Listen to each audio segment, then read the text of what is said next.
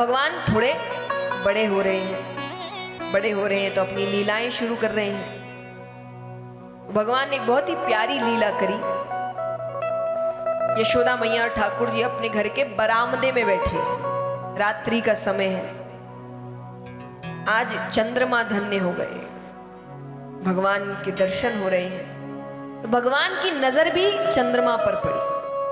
अब बच्चों का और चंद्रमा का एक अलग ही रिश्ता है। अब आज की पीढ़ी को बताया जाता है कि नहीं मुझे नहीं पता, हमारी पीढ़ी तक तो बताया गया था कि चंद्रमा यानी मामा, चंदा मामा। तो बच्चों को ऐसे ही मिलाते थे चंद्रमा से, क्योंकि बच्चों को एक अलग आकर्षण होता है चंद्रमा से। तो भगवान को भी बड़ा सुंदर लग रहा है। तो भगवान ने पूछा कि मैया ये कौन है? मैया ने कहा ये चंद्रमा है। भगवान कहते मुझे चाहिए। अरे यशोदा मैया की लाला ये बहुत दूर रहता है, इसको कोई नहीं ला सकता। अब बच्चे जिद पे अड़ जाए तो बस भगवान रोने लगे, पैर पटकने लगे। और भगवान ने आज जिद पकड़ ली कि मुझे वो चंद्र खिलौना चाहिए। इस प्रकार भगवान छोटी छोटी लीलाएं करते हैं। अब पूतना वध के बाद क्या हुआ, यशोदा मैया थोड़ा डर गई। तो यशोदा मैया ने ऐलान कर दिया कि अब लाला के दर्शन नहीं हो सकते। उनको लगा कि नजर लग गई है मेरे बच्चे को, क्योंकि हर कुछ टाइम में कोई ना कोई आए और आकर कहे कि हमने सुना है आपके घर लाला हुआ है। अब उनका ये ऐलान करना हुआ और महादेव जी का गोकुल पहुंचना हुआ। महादेव जी आए और रूप बदल के साधु का रूप बनाते हैं। साधु का तो क्या ही रूप बनाया, सिर्फ कपड़े ही बदले हैं, बाकी सर्प अभी भी गले में है, बिच्छू अभी भी चल रहे हैं। ये रूप देखकर बड़े से बड़ा ना मिले, बच्चे को कौन सामने लाए। तो आते हैं, आके यशोदा मैया से कहते हैं अरे मैया हमने सुना है आपके घर लाला हुआ है, तो हम दर्शन करने आए हैं। यशोदा मैया ने कहा आपने थोड़ी आने में देर कर दी। बोले क्यों? बोले लाला के दर्शन तो हो गए बंद, अब आप कुछ समय बाद आइएगा। अरे भोले बाबा कहे अरे हम दूर पहाड़ों से आए हैं,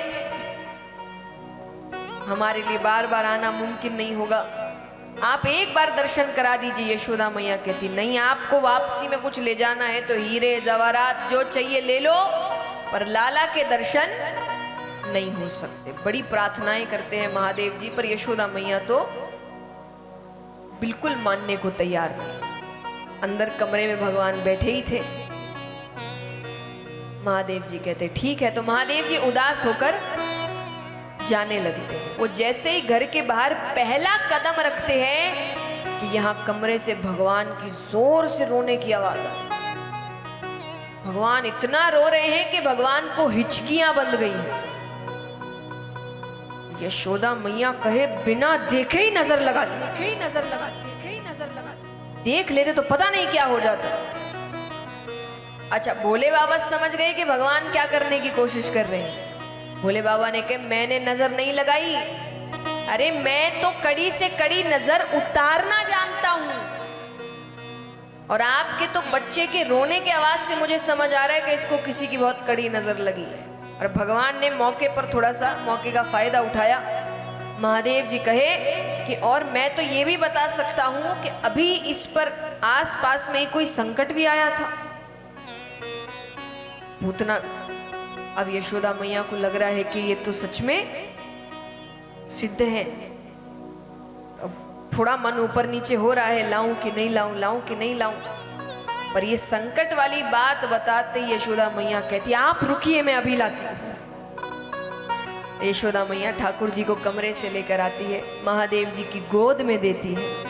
महादेव जी ठाकुर जी के पैरों को अपने सर पर लगाते हैं। महादेव जी ठाकुर जी को देख रहे हैं, ठाकुर जी महादेव जी को देख रहे हैं। कितना सुंदर रूप बनाया है भगवान ने। सबसे प्यारा अवतार माना गया है भगवान का कृष्ण अवतार, बहुत सुंदर, हर किसी को आनंद आया है इस अवतार में। महादेव जी ठाकुर जी के दर्शन करते हैं।